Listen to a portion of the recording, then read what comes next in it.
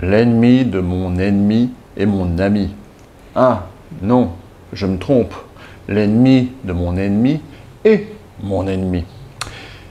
Effectivement, mes amis, nous sommes un peuple, disons plutôt même des peuples, de Gaulois réfractaires. Impossible de s'unir, impossible de faire un front anti-Macron digne de ce nom. Chacun tire la couverture à lui. Nous sommes des animaux politiques, nous sommes des stratèges, des joueurs d'échecs. Je découvre avec intérêt la capacité des Français à la politique. Un but plus noble, un objectif commun, non, c'est pas intéressant. Il vaut mieux s'occuper de nos petites tambouilles électorales, penser à placer nos hommes, etc., etc. C'est quand même quelque chose d'extrêmement triste. Comme d'habitude, nous allons faire une partie historique, philosophique et politique sur cette tambouille électorale, sur qui est réellement notre allié, et nous allons essayer de définir qui est notre ennemi en réalité, enfin, dans cette guerre, dans cette troisième guerre mondiale qui a déjà débuté. Il ne faut pas se leurrer. Nous sommes déjà dans un conflit mondial. Alors je commence mon introduction. Après ce préambule, effectivement, je dois être un rêveur. J'ai adhéré à l'UPR il y a de cela bien longtemps, à l'époque où M. Asselineau faisait des conférences dans le local de M. Serge Ayoub à Paris. Et puis après je l'ai suivi et j'ai adhéré à l'UPR dans l'espoir de former une coalition pour sortir du contrôle de l'OTAN, de l'Europe, le contrôle états-unien en réalité, sur la destinée du monde, car la France se doit d'être un peuple libre. Ce fut une illusion.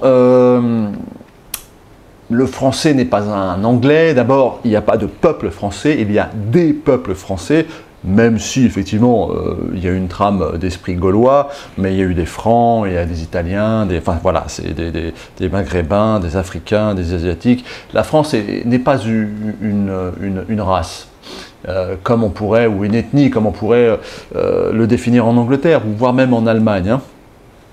Nous ne sommes pas un peuple germain, mais nous sommes un peuple plutôt mélangé, bon, avec une culture bien évidemment forte gallo-romaine et ensuite franque, mais tout de même, ça démontre quelque chose. Donc l'UPR, ce fut à l'heure, puis après il y a eu toutes ces histoires de tambouilles, de fesses bien gays internes, bon, j'en passe et des meilleurs, mais bon, j'ai toujours une grande affection pour M. Asselineau, puisqu'il est toujours là pour énoncer des vérités, et au moins lui, il n'a pas eu peur de rentrer dans la problématique russo-ukrainienne, alors que tous les autres candidats, peut-être mis à part un petit peu Mélenchon, pour qui j'ai encore un petit peu d'affection, mais les autres se sont écrasés.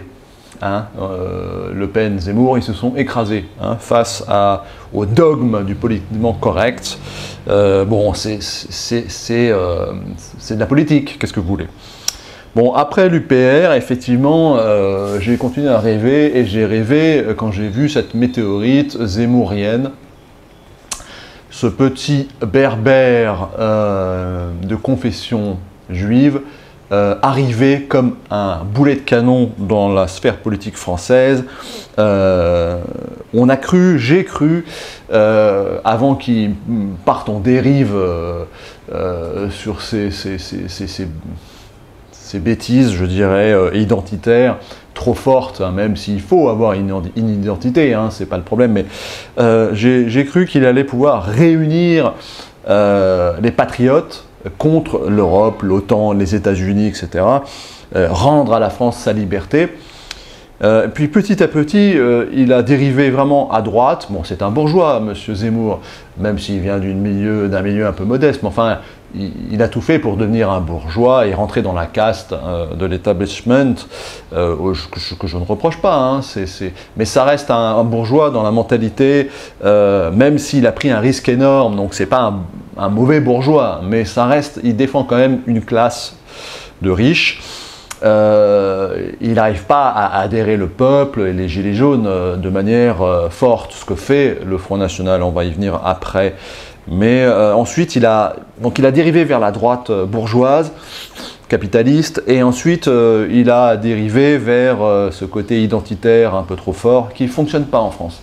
Hein, il ne faut pas se leurrer. Et de toute façon, comme je vais vous l'expliquer après, nous ne sommes plus à ce stade-là de combat. Nous sommes sur un combat supérieur, bien plus important, bien plus civilisationnel en réalité, que de savoir si on a le droit de mettre un voile ou pas, ou s'il faut s'appeler Fatima ou Sophie. Hein, en gros, on s'en fout de ça. On est au-delà. On est bien au-delà de ça.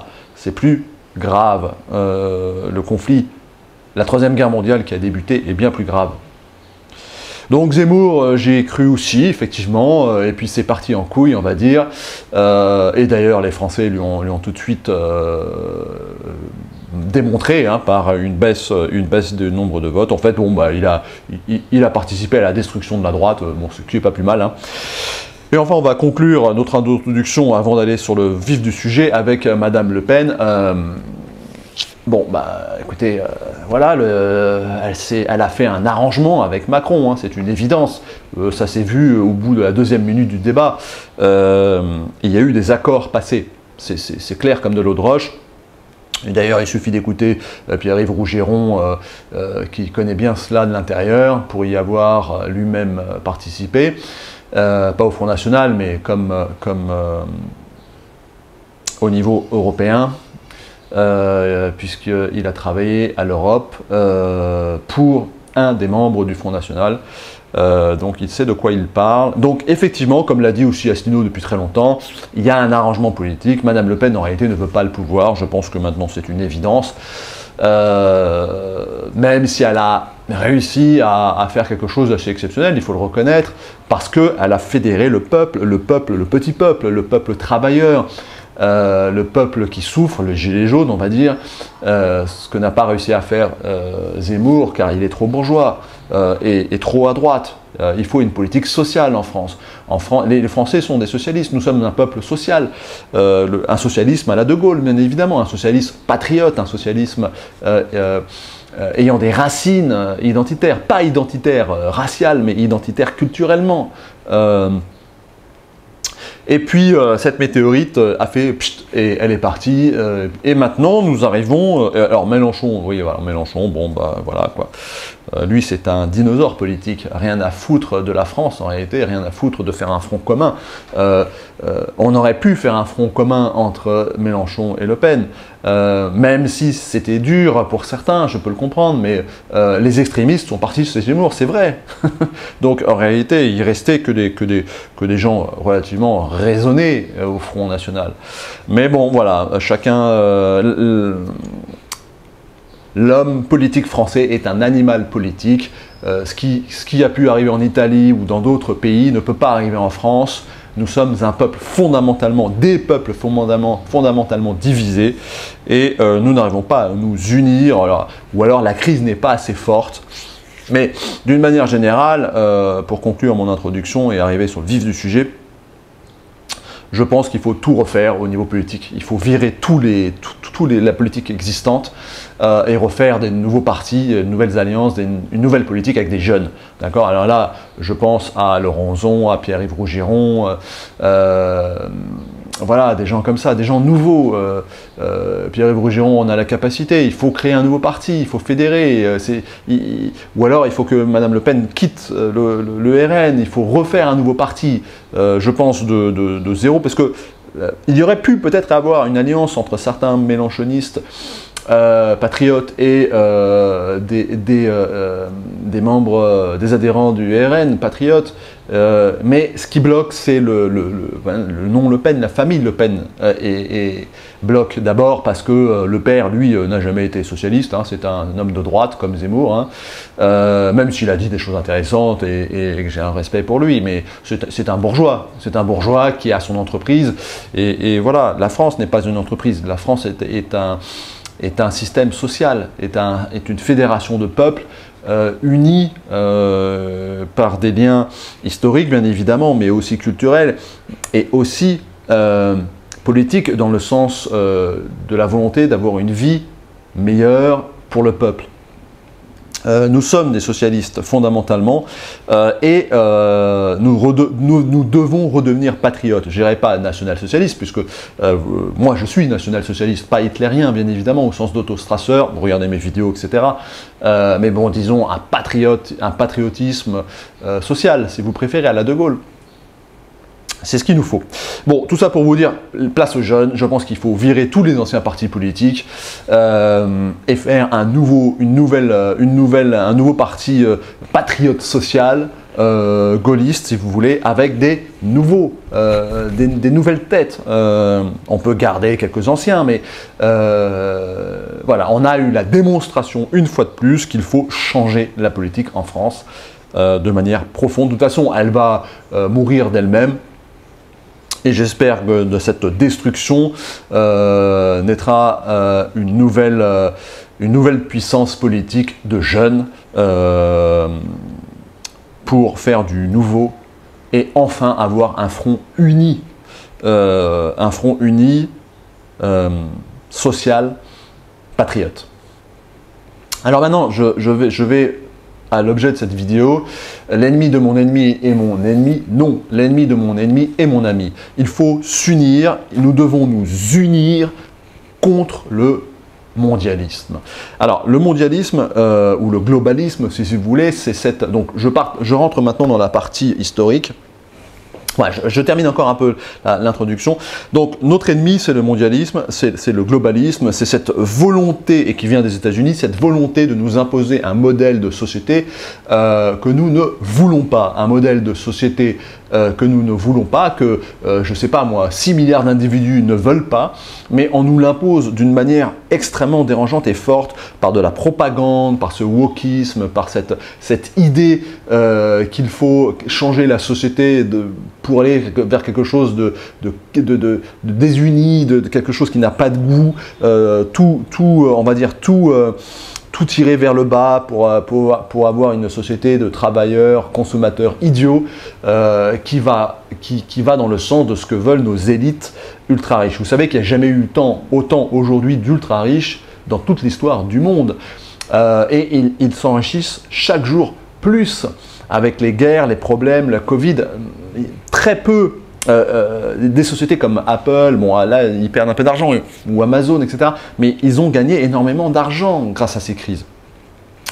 Et ces sociétés, ces lobbies ne veulent pas de pays, d'accord? Ils veulent une société globale, mondiale, avec des consommateurs travailleurs, quitte à métisser tout le monde, quitte à baisser le QI.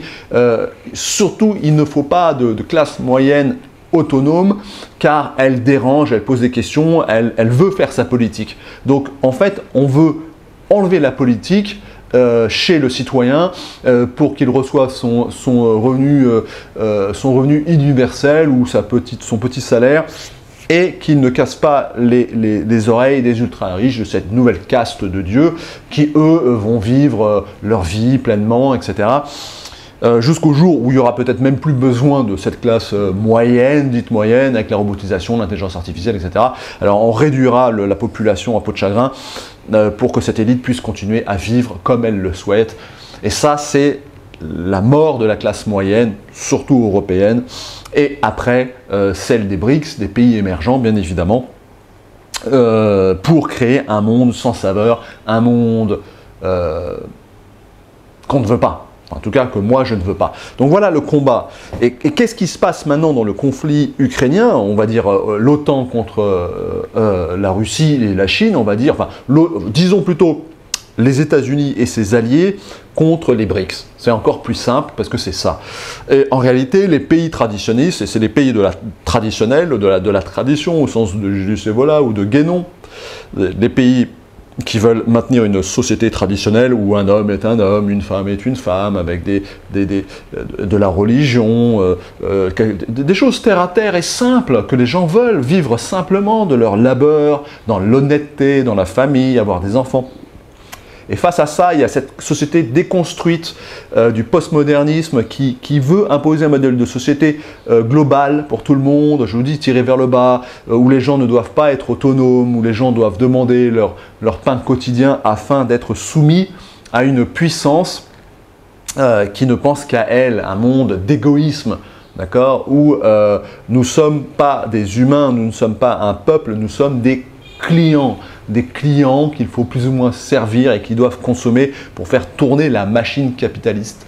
S'il n'y a pas ça, et d'ailleurs ils ont besoin de créer du chaos pour faire tourner cette machine, car de toute manière ils ont créé trop d'argent. Et là je vais passer à la partie historique, mais je termine là-dessus, sur cette conclusion. Les États-Unis créent tellement d'argent qu'on est dans une crise monétaire depuis longtemps, mais qu'ils masquent par des crises. Et là, la crise actuelle, c'est la Troisième Guerre mondiale. Les États-Unis débloquent 33 milliards de dollars, comme ça. Ils sortent ça de leur chapeau, enfin, où ils vont l'imprimer, pour l'Ukraine. Mais c'est quasiment le budget annuel militaire français. Vous vous rendez compte de ces sommes?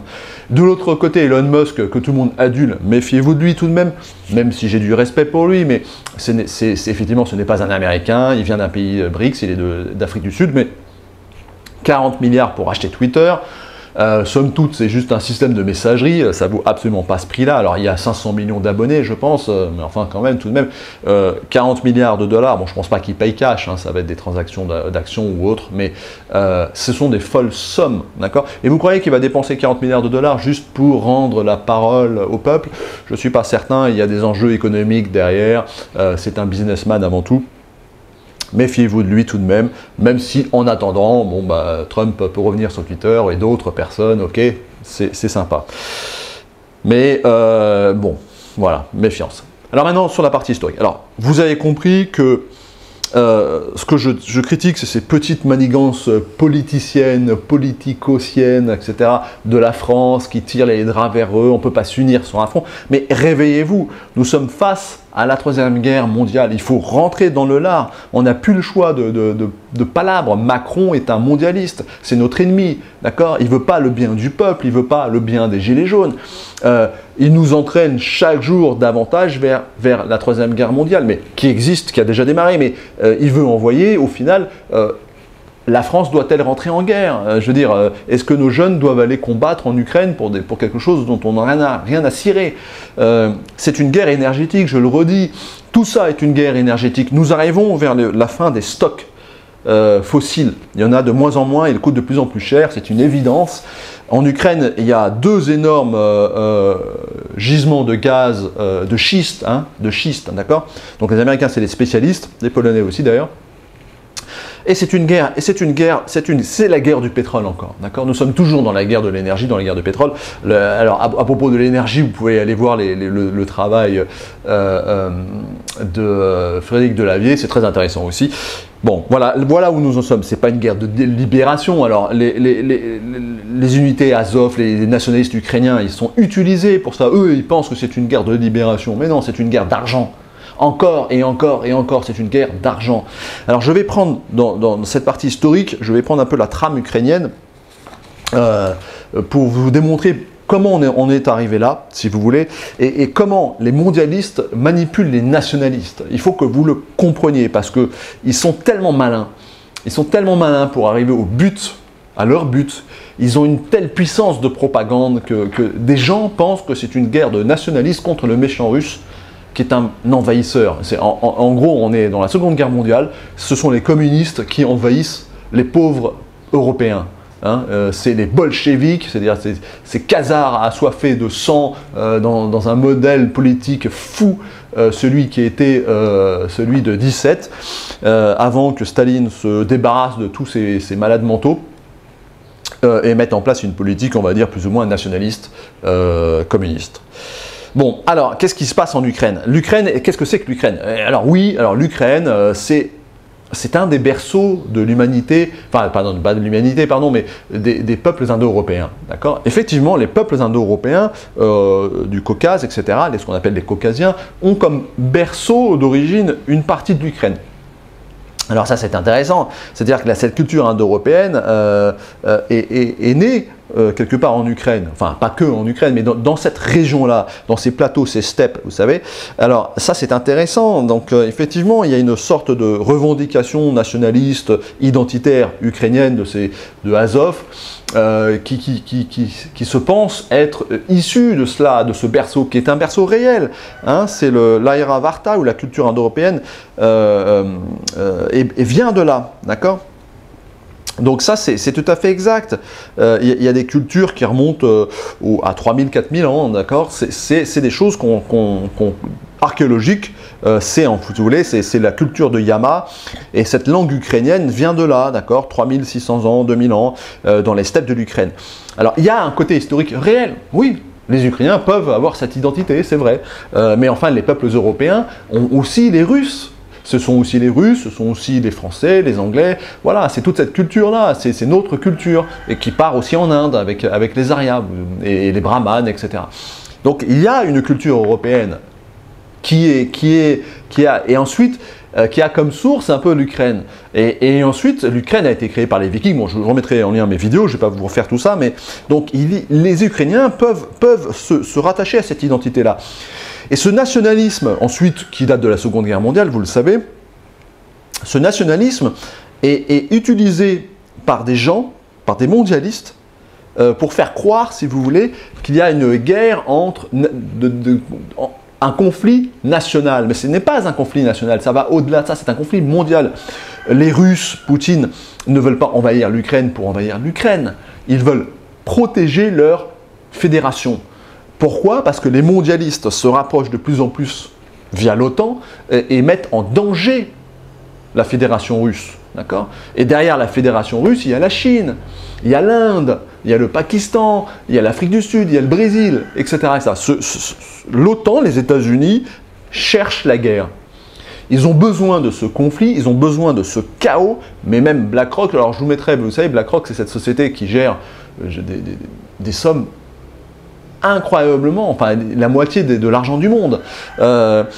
Nous sommes arrivés dans un système politique, capitaliste et économique qui s'effondre. Donc le seul moyen pour les mondialistes, pour ne pas avoir à affronter leur fin, d'accord, c'est de créer du chaos. Et de ce chaos, ils vont brûler l'argent, ils vont consommer l'argent, d'accord? Et ils doivent le faire pour pouvoir faire du renouveau. Vous voyez, c'est le système fou capitaliste de la destruction, construction. Alors effectivement, ça coïncide avec le Kali Yuga de la pensée hindouiste, qui est très intéressant. Nous sommes dans l'âge de fer, nous sommes dans l'âge du chaos, de la guerre. Hein. Alors, et là, nous y sommes. En tout cas, ils nous y poussent. Et si la France ne fait pas un front uni anti-mondialiste, si la France pourrait donner l'exemple au monde, d'accord? Mais hélas, non, cela n'a pas eu lieu parce que ah non, moi je veux être élu, moi pour des petites Vous voyez? Au lieu d'ouvrir les yeux face à la réalité du monde, on s'intéresse à nos petits trucs là. Ah non, moi je veux pas une chaussure bleue, je veux une chaussure noire. Voilà. Des enfants, nous sommes des bébés. On n'a pas conscience de ce qui se passe. C'est également en Ukraine qu'il y a eu les Khazars. Alors les Khazars, c'est intéressant parce que, vous savez, les Khazars, c'est un peuple turc, d'origine turque, hein, des steppes, hein, comme les Hongrois, ou enfin, voilà, tous ces peuples-là, hein, ou des Turcs. C'est un peuple de Turcs des steppes qui s'est converti au judaïsme. Alors on ne sait pas bien pourquoi, mais enfin en tout cas c'est devenu une religion d'État.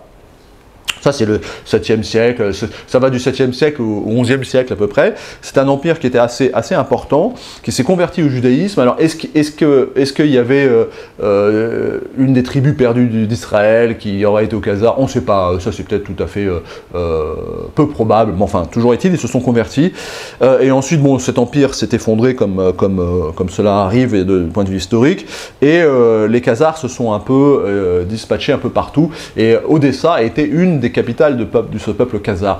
Alors, ces Khazars auraient peut-être donné naissance à ce qu'on appelle aux Askénazes, les Juifs de l'Est, mais c'est pas pour autant très clairement défini, mais enfin, il y a eu des influences, etc., etc. Et ce peuple khazar, si vous voulez, il cherche également à prendre du pouvoir, d'accord? Si vous voulez, c'est très étrange parce que ce peuple khazar, converti au judaïsme, a été détruit par des Ukrainiens, et notamment par un Kazakh, si vous voulez, d'accord, ce dont se revendiquent les unités Azov hyper nationalistes en Ukraine. Mais en même temps, ils sont eux-mêmes dirigés par un Khazar, parce que M. Zelensky est de confession juive. Donc vous voyez, c'est un descendant des Khazars. Donc un Khazar qui utilise des hyper nationalistes, entre guillemets, dits antisémites, hein, si on se réfère au national-socialisme allemand, et ils combattent ensemble le méchant russe, qui lui-même est l'étendard de la liberté des peuples qui ne veulent pas être soumis au mondialisme. Mais vous comprenez qu'il y a quand même un problème. Il y a une telle manipulation que des anti-mondialistes, je veux dire, de politique intrinsèque, de fibres anti-mondialistes. Après, je vais faire une petite parenthèse, parce qu'en réalité, Hitler n'était pas anti-mondialiste, il était mondialiste. Mais ces gens-là ne le savent pas. Eux se pensent être des nationalistes qui défendent leur terre, donc la nation ukrainienne, mais en réalité, ils défendent le mondialisme qui va détruire les nations. Alors maintenant, je refais une petite parenthèse sur cette partie historique, et après on va terminer. C'est que Hitler, le national-socialisme que Hitler a dévoyé, parce qu'en fait le véritable national-socialisme c'était Otto Strasser ou les SA, etc., mais qui étaient vraiment des révolutionnaires, qui n'étaient pas des capitalistes. Mais ensuite Hitler a fait l'alliance avec le grand capital allemand et américain pour combattre le bolchevisme. C'est ça ce qui s'est passé, d'accord? Et là il a trahi ses camarades de la première heure, et il est devenu un capitaliste, on va dire comment dire, un anti-bolchevique,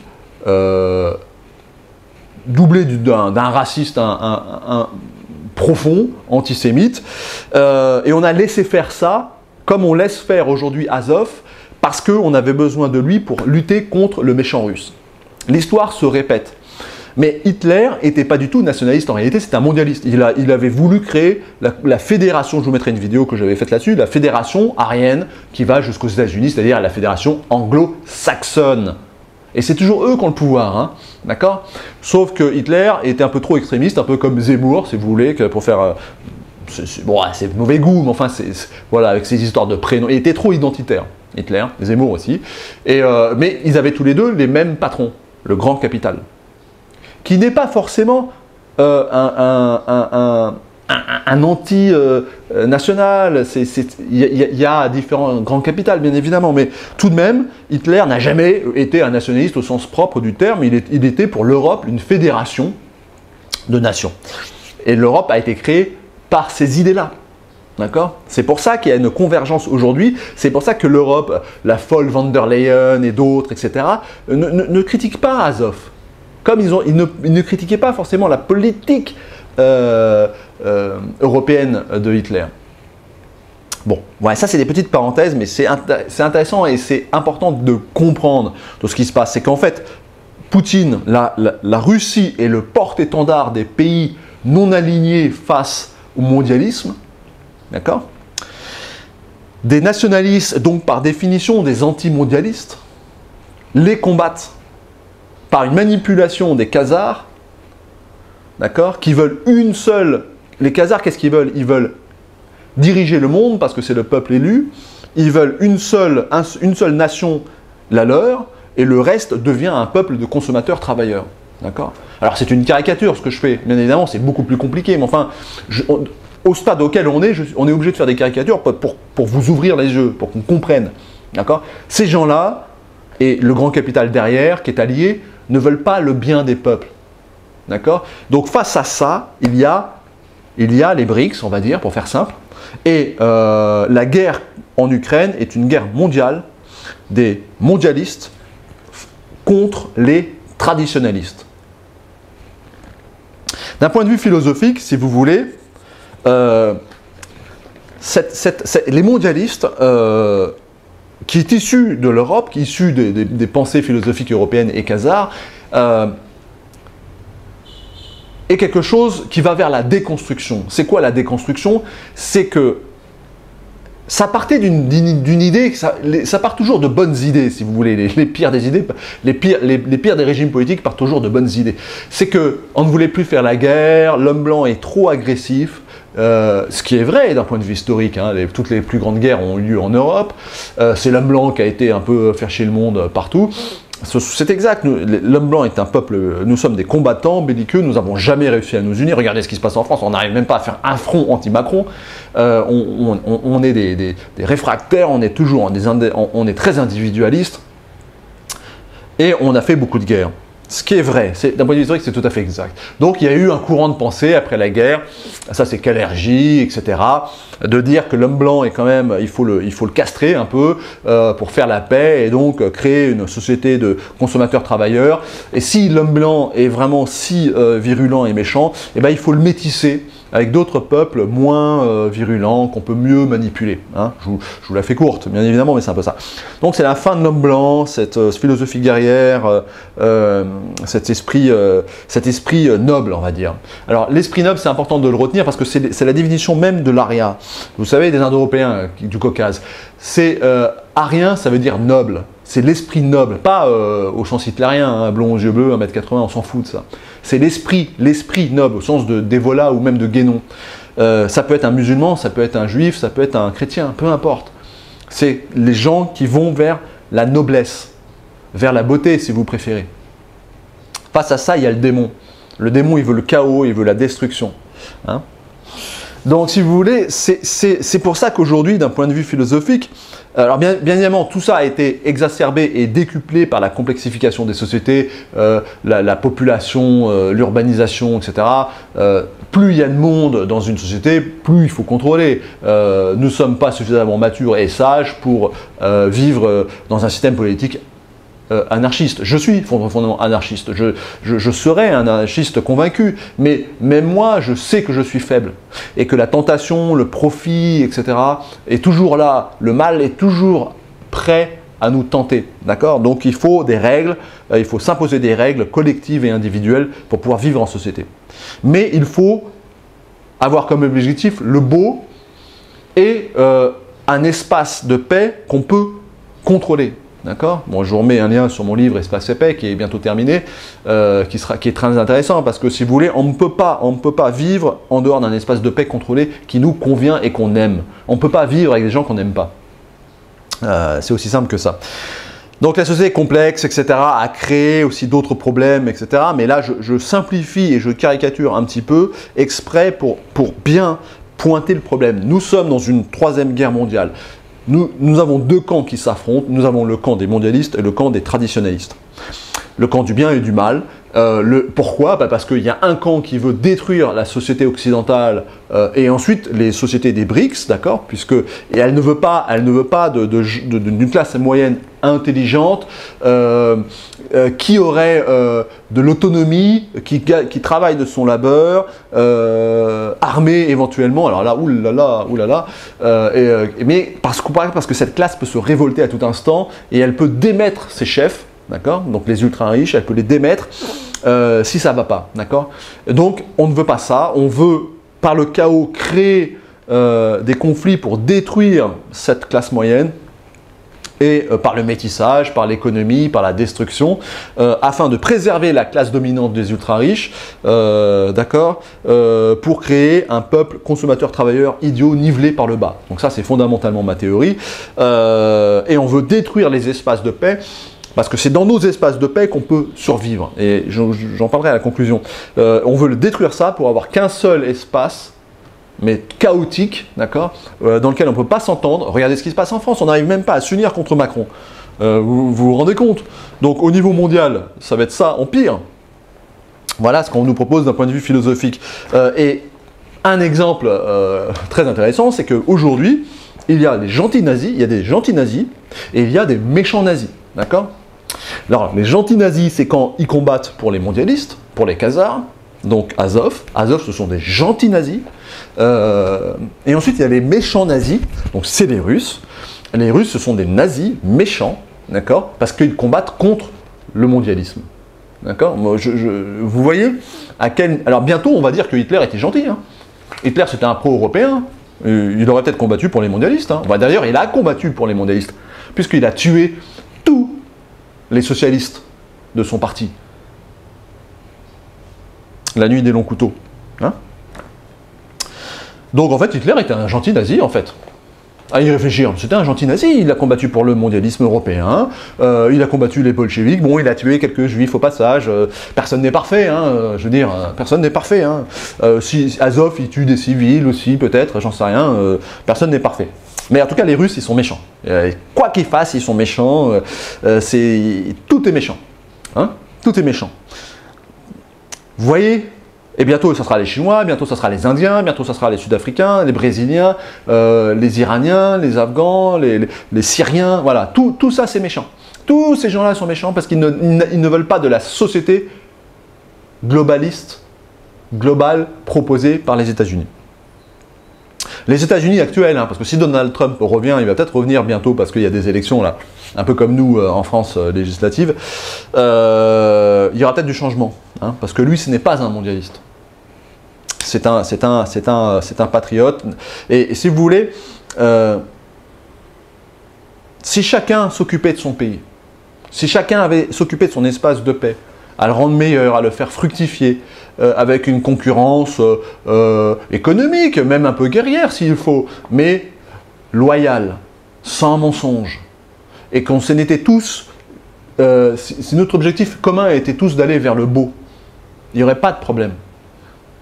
Le problème, c'est qu'il y a le mal en face de nous, le mal, qui veut le chaos, qui veut créer une société de chaos pour nous diviser. Vous savez bien, vous avez tous lu Sun Tzu, l'art de la guerre, diviser pour régner. C'est ce qui se passe aujourd'hui. Regardez ce qui s'est passé en France. Alors maintenant, je vais vous donner des exemples de ce que ces gens-là sont capables de faire. Donc là, je rentre un peu on rentre dans la partie politique. Ce que ces gens-là sont capables de faire comme modèle de société. J'espère que ça va vous ouvrir un peu les yeux, d'accord ? Je vais rappeler des choses qui sont tout à fait réelles, d'accord ? Que vous pouvez sourcer, vous allez voir les sources, etc. Ce modèle de société américain, bon, je parle des Américains parce que, bon, une fois de plus, je caricature un peu le débat pour que vous compreniez. Alors, le modèle américain nous propose quoi comme société ? Il nous propose des sociétés, par exemple, où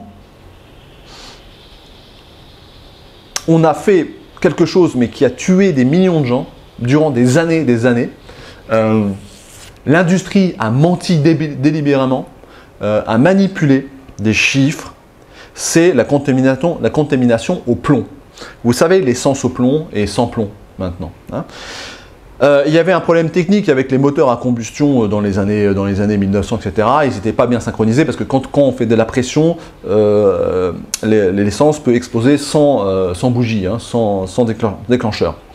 Alors, pour pallier à ça, il y a un mec très intelligent qui a dit on va mettre du plomb.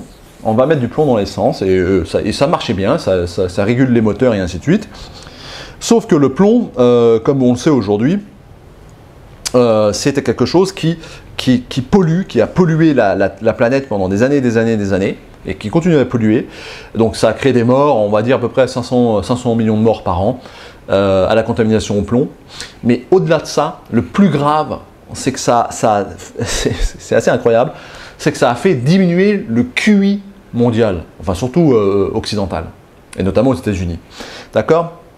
On estime que cette contamination a fait perdre environ, d'accord, 824 millions de points de QI aux États-Unis, seuls, hein, aux États-Unis, hein, d'accord. Et on s'est aperçu que la criminalité a augmenté également. en parallèle. D'accord? Diminution de QI, augmentation de la criminalité. La criminalité des idiots, si vous voulez, hein, les petits braquages à la bébête, quoi, le tirage de sacs, et ainsi de suite. Donc cette contamination au plomb qui a duré des années, les General Motors, les compagnies pétrolières nous ont menti délibérément pendant des années. L'inventeur de ce truc-là, de cette formule, faisait même des présentations où il buvait de l'éthanol. Enfin, je veux dire, il en est mort, hein, le gars. Il est mort de ça, hein, d'accord? Donc, quand on est capable de nous mentir à un tel niveau, sachant pertinemment que c'est mauvais, et on continue à le faire, c'est que cette société-là est fondamentalement mauvaise. Tout ça pour l'argent, pour le profit, pour le gain. 500 millions de morts durant des années. Ça a créé une baisse de QI chez les enfants. C'est ma génération hein, qui en a pâti le plus. Parce que ça s'est arrêté dans les années 80-90. D'accord? Donc ceux qui sont nés dans les années 60 comme moi, fin 60, nous on est en plein dedans. D'accord? On a été condamnés au plomb, mais grave. Voilà, ça c'est un exemple, je vais vous en donner un deuxième, qui est beaucoup plus connu, c'est la contamination aux opioïdes. Et ça c'est McKinsey. Hein? McKinsey qui a conseillé ces sociétés de pharmaceutiques, parce que vous savez, c'est pas compliqué, il y a 3 grosses industries du mal. 3.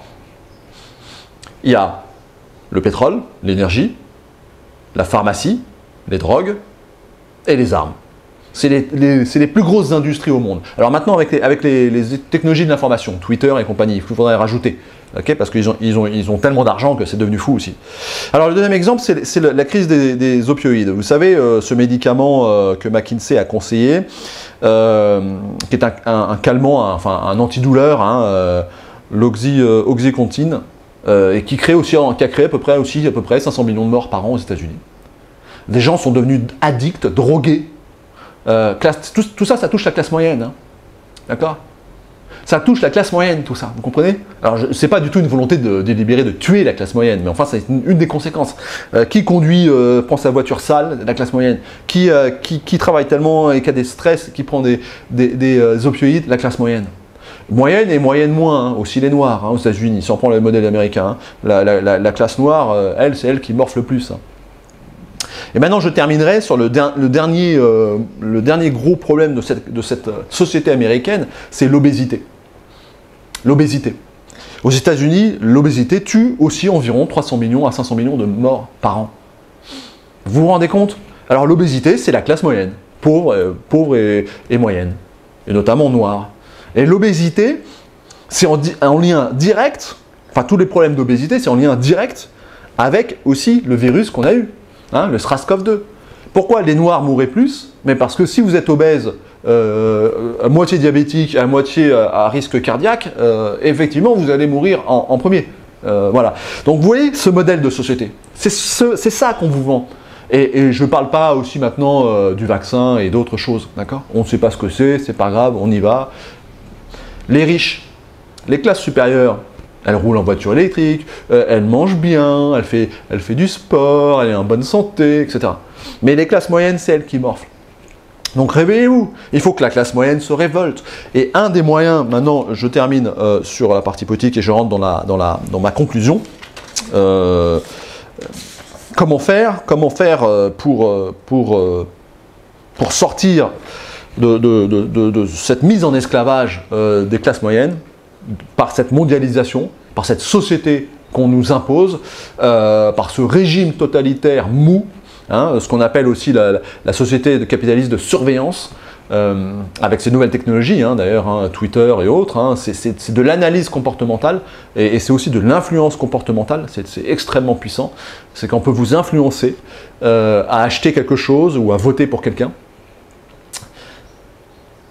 Donc face à ça, il y a ceux qui disent non, nous ne voulons pas de ce modèle de société, nous voulons manger du local, nous voulons manger sain, nous ne voulons pas de médicaments opioïdes, nous ne voulons pas de pollution, de produits pesticides, parce qu'il y a les pesticides aussi, le glyphosate, hein, je ne l'ai pas mis, hein, mais c'est à peu près le même nombre de morts. Hein. Nous voulons une agriculture raisonnée, nous voulons travailler notre labeur, nous n'avons pas besoin d'un État fort, enfin un État régalien fort, oui, mais pas d'un État qui nous fait chier, qui nous casse les couilles toutes les 5 minutes. Nous voulons vivre librement par nous-mêmes. d'accord, dans nos espaces de paix. Et ça, j'arrive à ma conclusion, c'est que en fait, je ne sais pas si on va pouvoir lutter contre le globalisme. Je ne sais pas si on va pouvoir lutter en France contre Macron. On n'a même pas été fichu de nous unir. Bon, il faut que la nouvelle génération prenne le pouvoir politique. On verra si avec eux c'est mieux. Peut-être qu'ils sont moins égoïstes, peut-être qu'ils ont une meilleure conscience de ce qui se passe au niveau mondial géopolitique. Ma conclusion sera la suivante, c'est que je me suis fourvoyé avec l'UPR, ça n'a pas fonctionné. Je me suis fourvoyé avec Zemmour, ça n'a pas fonctionné. Il est parti dans ses dérives raciales, identitaires, de prénoms à la con et de voile. On s'en fout de ça, d'accord.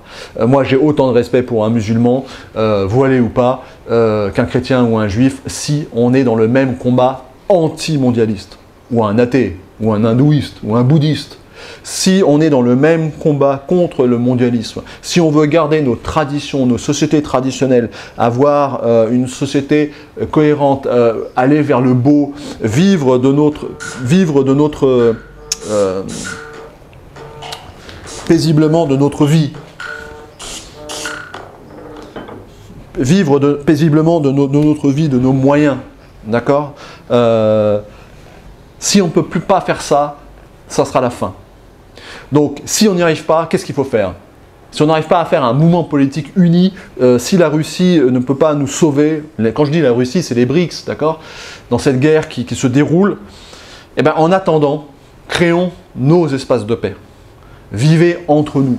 Vivons entre nous, entre gens qui avons les mêmes convictions. Mettons de l'argent en commun, parce que l'argent, c'est le nerf de la guerre. Mettons de l'argent en commun. Mettons nos forces en commun. Faisons une société dans la société. C'est ce que je peux vous conseiller de mieux pour l'instant. On va voir où cette troisième guerre mondiale nous mène. Méfions-nous parce que tant que les États-Unis impriment de l'argent, ils ont une puissance phénoménale. On va voir si la Russie, les pays, les BRICS peuvent nous contrebalancer. Est-ce qu'en France, on peut faire quand même une sorte de front et contrecarrer les plans du mondialiste Macron? On va voir, mais je crains que non. Alors en attendant, je vous conseille de créer vos espaces de paix. Faites des collectivités, mettez de l'argent en commun. Mettez plus l'argent dans les banques étatiques, enfin comme les banques qui sont contrôlées par les mondialistes. Essayez de faire des coopératives. L'argent, c'est le nerf de la guerre. Ils vont nous saisir l'argent. Ils vont nous prendre notre argent, nos réserves. Sans argent, vous êtes pris au coup parce que vous n'êtes pas autonome d'un point de vue, ne serait-ce que pour la nourriture. Donc, essayez, partez à la campagne si vous pouvez. Il faut se mettre en commun, mettre l'argent en commun, faire des fermes, essayer de devenir autonome. Alors, ça rejoint le survivalisme, mais c'est d'actualité, d'accord ? Et éventuellement quitter la France, au pire. Si on n'arrive pas à faire quelque chose pour contrecarrer ce plan diabolique de la mondialisation. Alors c'est un peu pessimiste ce que je vous dis, mais attendons de voir ce qui se passe avec la Russie. Mais je crains qu'on n'aille pas vers... Enfin, on aurait pu avoir une solution politique, on l'a loupé, parce que chacun se chamaille comme des bébés dans la cour de récréation. Alors là, pour la France, je ne vois pas d'autre solution, je ne vois pas ce qui peut se passer. Qu'on puisse bloquer Macron, oui, peut-être, mais bon, en attendant les législatives. Mais j'ai bon espoir pour la nouvelle génération, quelqu'un comme Pierre-Yves Rougeron ou d'autres, pour créer un nouveau parti politique. Ça peut fonctionner, mais il faut aller vite, c'est urgent. On est dans l'urgence, parce que la Troisième Guerre mondiale est maintenant, elle est enclenchée, elle est déclenchée, la guerre du mondialisme contre le traditionnalisme. Nous y sommes maintenant. Donc là, il ne faut plus avoir peur de dire les choses. Il faut être pour Poutine ou contre Poutine. D'accord? Mais il faut le dire. Voilà. Je pense que ma vidéo était un peu plus longue que d'habitude. Je m'en excuse. Bon, le sujet est complexe. Bon, bien évidemment, j'ai caricaturé, j'ai simplifié, hein, vous l'avez compris. Mais c'est pour vous ouvrir les yeux. Merci. À très bientôt.